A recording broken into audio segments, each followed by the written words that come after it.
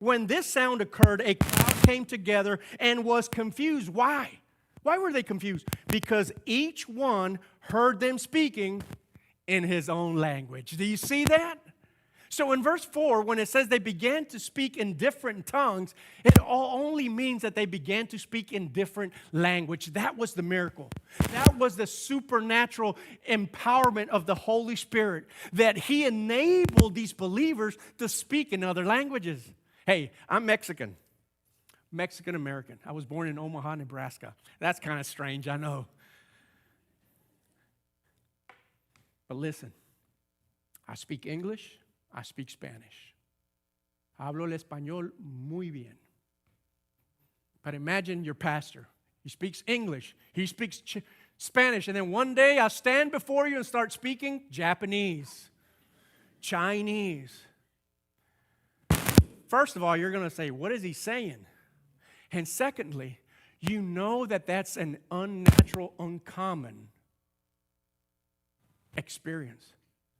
And that's exactly what these believers were experiencing. The supernatural empowerment of the Holy Spirit. So tongues in verse 4 simply means languages. We see that in verse 6. Now, let's go further. Look at verse 8. Explains it again. How is it that each of us can hear them in our own native language? Do you see that? Not only that, verse 11. Cretans and Arabs, we hear them declaring what? That magnificent acts of God in our own language. Do you see that?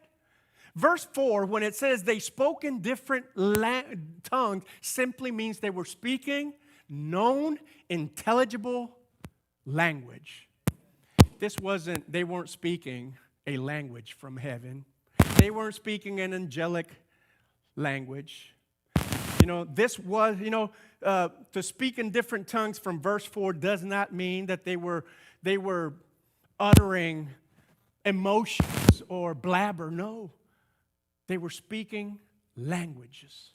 That was the miracle. And it says that they spoke the wonderful, great, mighty deeds of God. Is that what you're speaking?